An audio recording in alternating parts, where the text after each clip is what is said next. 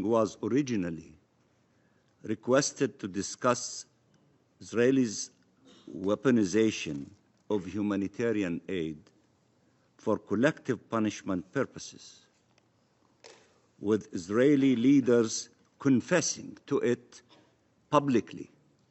They're not denying it or claiming, as they have done in the past, that hundreds and sometimes thousands of truckloads of humanitarian aid is in Gaza Strip. This time now, they made the decision to weaponize it, to use it, to stop it publicly. They're not denying it. No longer feeling the need to even keep up pretenses. We were supposed to gather here to discuss how an entire civilian population who had survived a genocide and with still immense needs was yet again confronted with fuel and electricity being cut off, leading to the shutdown of essential water and sewage treatment facilities, worsening the already dire humanitarian conditions in Gaza, so-called evacuation orders to advance, forcible displacement, and all this coupled with the hermetic siege denying the entire civilian Palestinian population life-saving aid since the beginning of the month. Now, we gather here after a series of deadly Israeli attacks that killed last night alone hundreds of Palestinians. Current reports indicating over 400 killed and nearly 600 injured in the span of few hours during the night last night, reminiscent of the criminal bombardments our people endured for over 15 months. The same images are back to haunt us. Small children on Garnia's little siblings, injured and disoriented, trying to comfort and reassure each other. Entire families killed, children, mothers, fathers, searching for their loved ones under the rubble, not knowing if they are dead or alive. Bombardments, death, devastation, fire, and fear are yet again spreading throughout the Gaza Strip. And this is all happening during the Muslim holy month of Ramadan, 1 year after the councils chose this same period, given its significance, to call for the first time for a ceasefire to hold the genocide and stem unimaginable human suffering. In our tradition, nobody would fight during the month of Ramadan. This is from the beginning of time. But yet, the criminals, cruel, selfish leaders of the government of Israel, of the occupying authorities, do these things in spite of traditions and respect for religion and humanity. Madam President, Palestinians are being killed indiscriminately, are being denied humanitarian aid indiscriminately, are being maimed and detained indiscriminately. We condemn these crimes in the strongest possible terms. This can never be justified and must stop immediately. Must stop immediately. And I agree with you, Madam President, when you said that you have a responsibility around the table to act. You are the Security Council. Act. Stop this criminal action stop them from denying our people food in the month of Ramadan and water and the hospitals to operate. Act. You have resolutions. Act. You have power. Act. Or, as my friend, the ambassador of Slovenia said, you become irrelevant. Act according to the power given to you by the Charter of the United Nations. Madam President, ceasefire works. It is the only thing that does. It stopped the bloodshed. It allowed the entry of humanitarian aid Israel had long denied. It allowed the release of hostages and prisoners. It allowed for the starving people to be given sustenance, for the sick and wounded to receive medical care, as the tenets of international humanitarian law and our very humanity oblige. Life was starting to triumph over death. Our collective role is to ensure life prevails, and that requires ensuring the full and effective implementation of Resolution 2735. Resolution 2735 is unequivocal. It clearly spells out the terms of each phase and the obligations of each side. It also clearly states in relations to Phase 2, which includes release of hostages and full withdrawal of Israeli occupation forces from Gaza, that the ceasefire will continue as long as negotiations continue.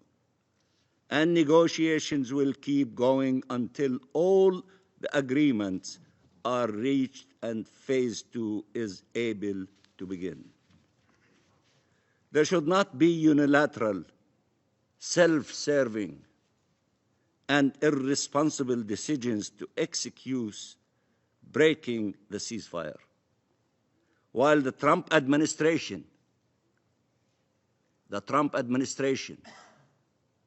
has prioritized the release of hostages, it is evident that Netanyahu's concern for his political selfish survival far outweighs his concern for the survival of the hostages.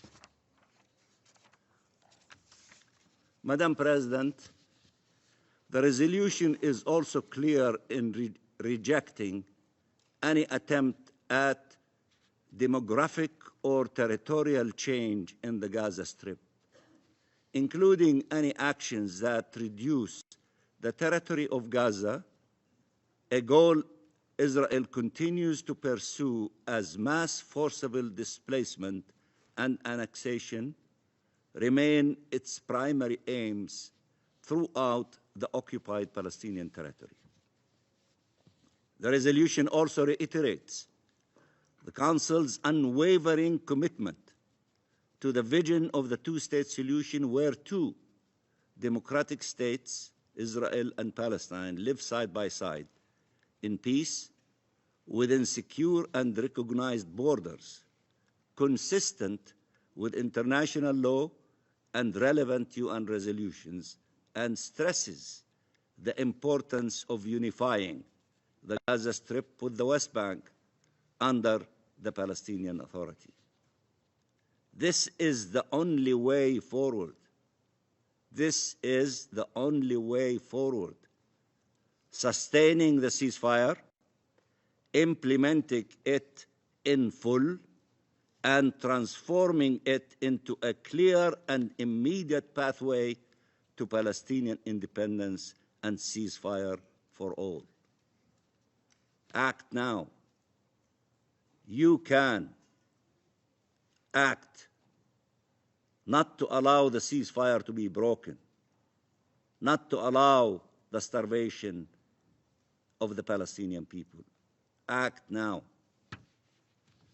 Madam President, the State of Palestine and Arab countries with the support of many around the world, have exerted every effort to ensure that Gaza in particular and Palestine as a whole are set on a different trajectory towards life and liberty, to change the reality our people has been for too long endured, and to change forever and for the better our region, for the benefit of all states and all peoples. A clear vision accompanied with a solid plan was endorsed by the Arab Summit and supported by the OIC ministerial meeting and has been welcomed worldwide, and many of you in your statement referred to your support to what was adopted in the Arab Summit conference. A small ray of hope was appearing on the dawn of the possibility of changing the tragedy in the Middle East to something that is different and promising. And perhaps that's why the criminal extremist leaders of Israel who do not want to allow this ray of possibility to flourish, they did what they did last night in order to destroy the efforts of all of us to open the door of peace. They are trying to close that door and to open the door of war and destruction and killing people. These efforts should be supported. The efforts of the Arabs, the OIC, and all of you that you've referred to should be supported, not compromised and sabotaged. They offer the only viable path away from conflict and towards peace. They have transformative power. Allow them to flourish. Allow them to become the new reality. Don't allow the other option of war and destruction and taking away lives, especially of children and women. Peace saves lives. War takes lives. Act. Choose peace. We, Palestine and Arab countries, are acting responsibly and with resolve to end this conflict once and for all. We are acting responsibly and with resolve to end this conflict once and for all. We will spare no effort, and we need all the help we can get. Help us. Act. We want peace. We have a plan. We have an alternative. We have options. It is crystal clear. Help us. Act with us to make peace is the option of the world, and make war not acceptable and need to be stopped, and ceasefire to prevail. This starts with supporting the Arab plan for reconstruction, which many of you refer to, supporting the Palestinian government's assumption of its responsibilities throughout the occupied Palestinian territory, the deployment of a UN-mandated mission throughout the occupied Palestinian territory, achieving a complete, comprehensive, and permanent ceasefire, and supporting an end of the occupation, Palestinian independence, implementing the two-state solution, and achieving shared peace and security. This is a historical moment where everyone must choose where they stand and what vision they want to see prevail. The next few days are decisive and can either set us on the right path or the wrong one, with huge implications for the region and the world. Help us in these few days to have the ceasefire in place, not the continuation of war. Life must prevail. As you've just seen, Palestine's UN envoy, Riyad Mansour, has made an urgent plea to the world, demanding immediate action from the UN Security Council. But will they listen?